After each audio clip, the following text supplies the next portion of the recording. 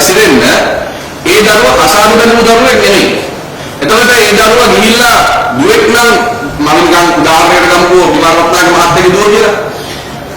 කාමයේ හැසිරුණොත් හරි ඒ ළමයා ගැම් ගත්තොත් අපේ රටේ නීතිය අනුව අපි අහනවා විමර්ශනාගේ මහත්තයාගේ ඇබෝෂන් එකක් කරන්න. එහෙම නැත්නම් ඒ ගැම් ගැනීම මේ ඉවත් කරන්න තියෙන නීතිය මොකක්ද?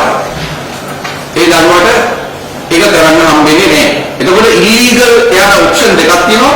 එකක් ඉලීගල් ඇබෝෂන් එකට අනේක එහෙම නැත්නම් මේ දරුවව හදන එක. අම්මෙක් අප්පෙක් තාත්තෙක් නැති දරුවෙක් රටට ලෝකෙට බිහි කරන එක. අවුරුදු 16 කියන්නේ ඇටෙන් පොත්තෙන් ආපු කිරිසප්පෙක් තම සමානයි.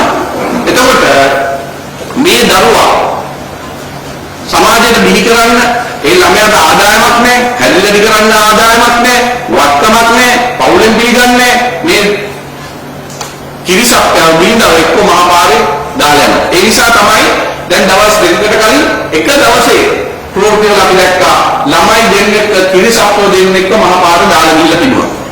එතකොට මේකද මේ ආණ්ඩුව ගොඩනගන්න හදන්නේ.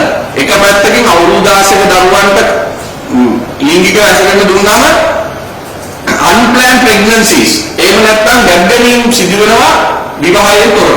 එක ප්‍රශ්නයක්. දෙවෙනි ප්‍රශ්නය තමයි herpes, gonorrhea, syphilis, HIV වගේ බොහෝ වන රෝග sexually transmitted diseases වර්ධනය වෙන්න පුළුවන්. ඒක නිසා වෙන්නේ නැති සමහර වෙලාවට මේ ආණ්ඩුවෙන් කියන්නේ අපි කොන්ඩම් බෙදනවා කියලා පාසල් වලට එහෙනම් අපි දැක්ක මාධ්‍යයෙන් කියලා තිබ්බා.